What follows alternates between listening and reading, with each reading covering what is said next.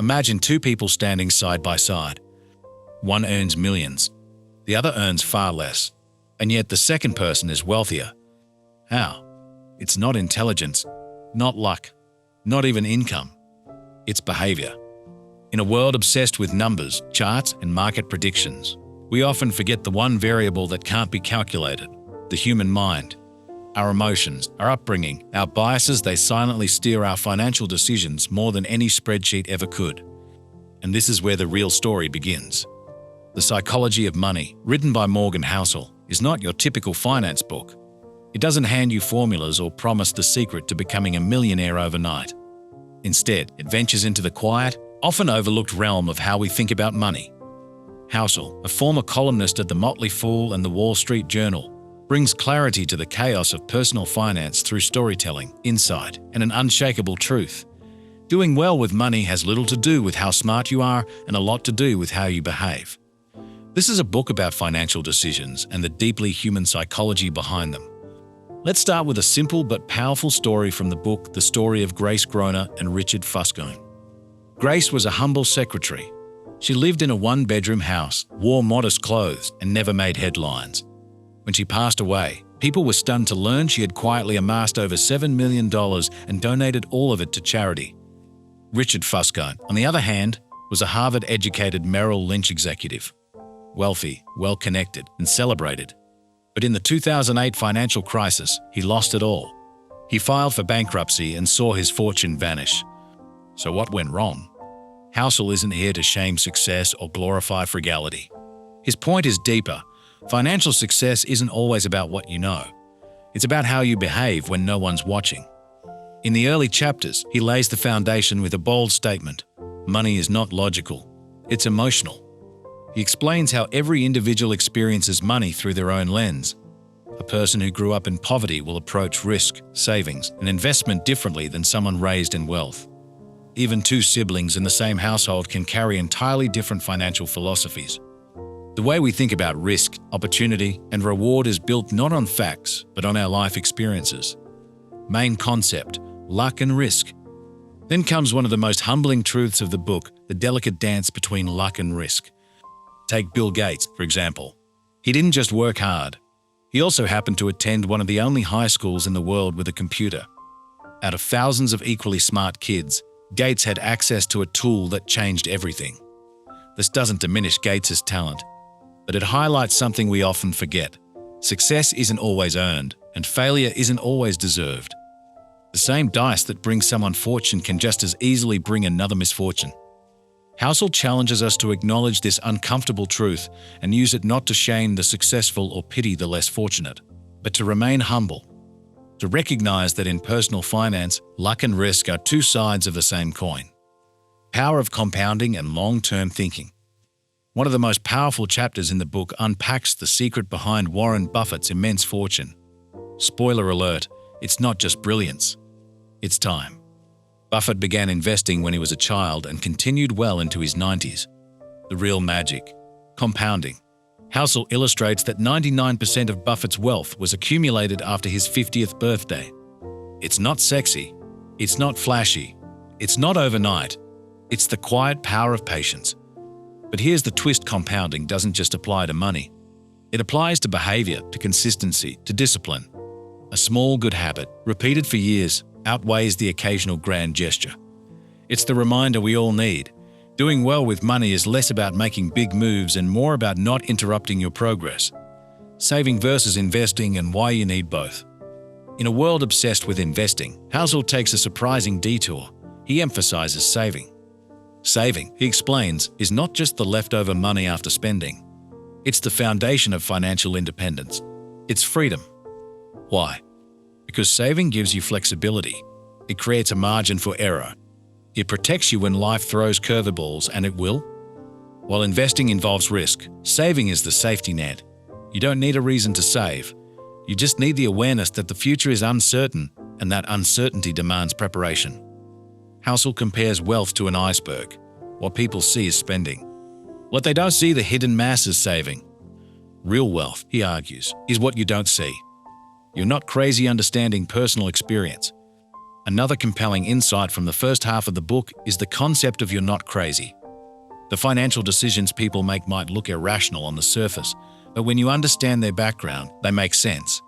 Someone who's seen their parents lose everything in a stock market crash may never trust investing again. A child raised during hyperinflation may hoard cash. A person who grew up in abundance may never fear running out of money. None of these behaviors are wrong. They're personal. They're shaped by experience. Housel gently invites readers to withhold judgment both of others and of themselves. Financial behavior isn't just about math, it's about memory. The seduction of wealth and the danger of moving the goalpost. There's a silent force that derails many people on the path to financial success, moving the goalpost. The idea is simple.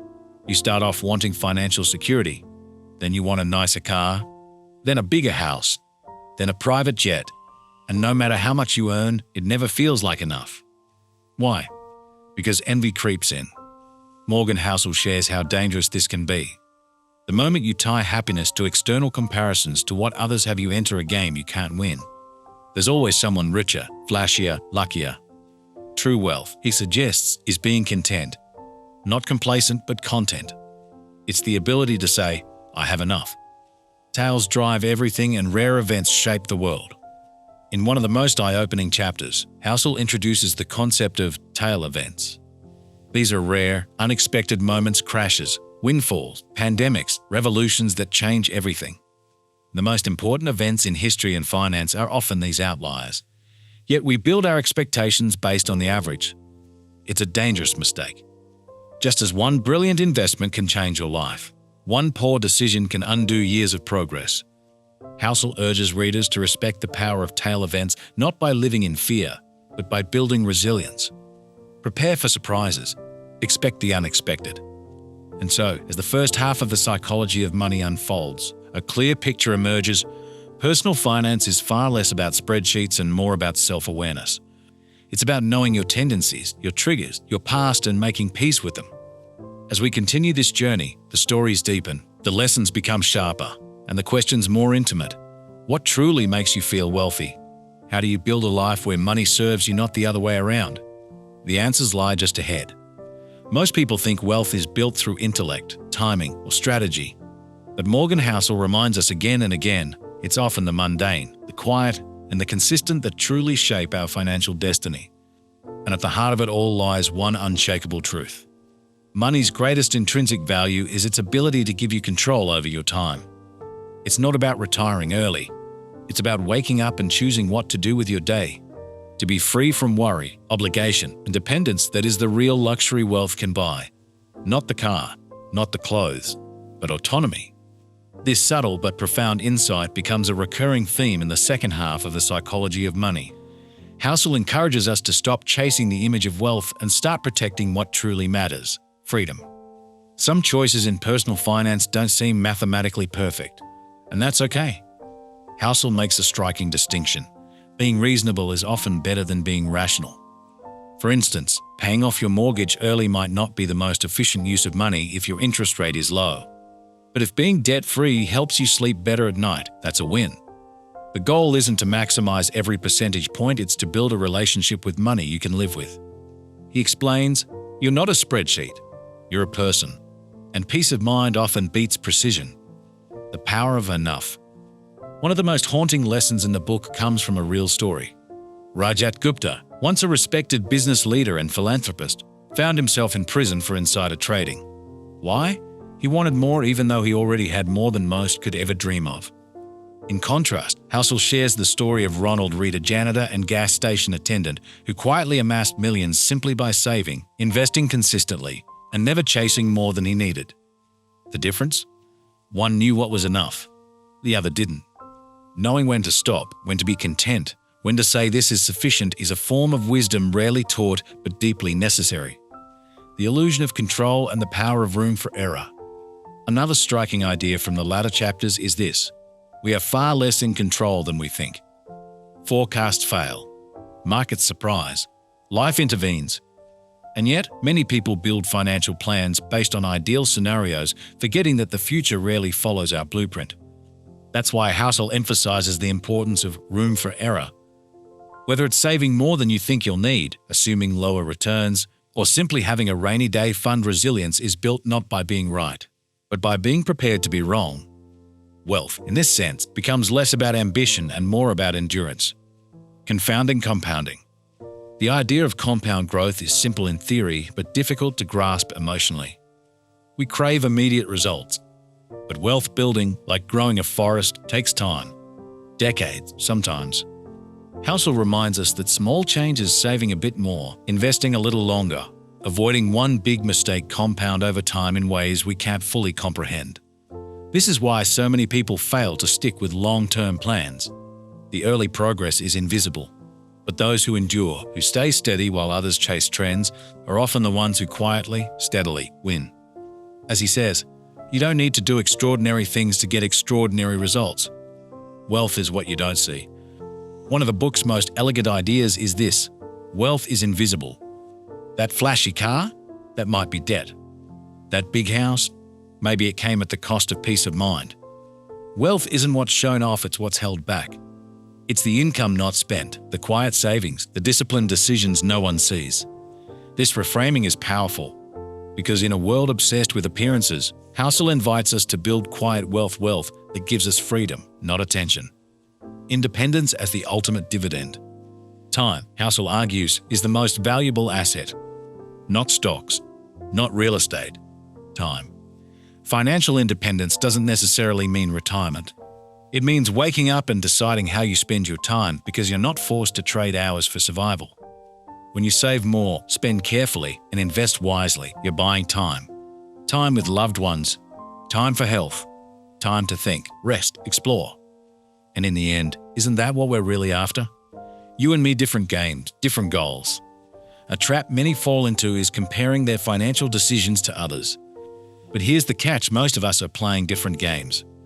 A day trader seeking short-term profits lives by different rules than a long-term investor saving for retirement. What works for one can destroy another. Housel urges us to stop copying strategies blindly. Instead, he suggests understanding your own goals, timeline, and temperament. Personal finance is personal for a reason. Make decisions based on your life, not someone else's highlight reel. The seduction of narratives. Humans love stories. We tell ourselves stories about the market, about success, about what money means. And often, those stories feel more real than data.